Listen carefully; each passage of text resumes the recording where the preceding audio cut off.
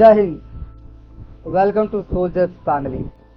CSF hard area posting గురించి ఈ మధ్య ఇన్స్టాగ్రామ్లో అలానే మన సిఎస్ఎఫ్ వాట్సాప్ గ్రూప్లో బాగా చక్కర్లు కొడుతున్న ఒక ఇమేజ్ని బేస్ చేసుకుని ఈ వీడియో అయితే చేయడం జరుగుతుంది. దాని యొక్క క్లారిఫికేషన్ ఏంటి, దాని యొక్క డీటెయిల్స్ ఏంటి, హార్డ్ ఏరియా పోస్టింగ్ ఎక్కడెక్కడ ఉంది, దాని యొక్క ప్రతి యూనిట్ యొక్క డీటెయిల్స్ క్లియర్గా ఎక్స్ప్లెయిన్ అయితే ఈ వీడియోలో చేయబోతుంది. ఛానల్ అయితే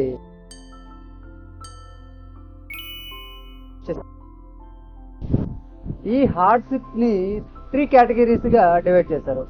high risk, high hardship, high risk, medium hardship, medium risk, medium hardship. Hard area posting ఎందుకు కష్టం? పాయింట్ నెంబర్ డిస్టెన్స్, వీరు హోమ్ టౌన్ కి చాలా దూరంగా ఉంటారు.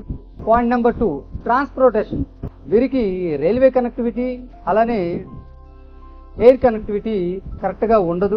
పాయింట్ నెంబర్ 3 మెడికల్ ఫెసిలిటీ కరెక్ట్గా ఉండదు, ఎందుకంటే వీళ్ళు రూరల్ ఏరియాలో డ్యూటీ చేయాల్సి ఉంటుంది, అక్కడ మెడికల్ ఫెసిలిటీ కరెక్ట్గా ఉండదు. నెంబర్ 4 ఎడ్యుకేషన్ ఫెసిలిటీ కరెక్ట్గా ఉండకపోవడం.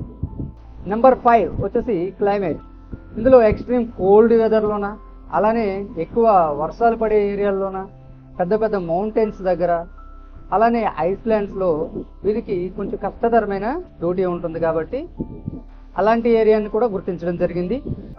నెంబర్ 6 వచ్చేసి ఆపరేషనల్ రెస్పాన్సిబిలిటీ, స్ట్రాటజిక్ డ్యూటీ చేయడం చాలా సీరియస్గా ఉంటుంది, దాన్ని కూడా ఈ హార్డ్షిప్ ఎలవెన్సెస్ పోస్టింగ్ సంబంధించి పరిగణలోకి తీసుకోవడం అయితే జరిగింది.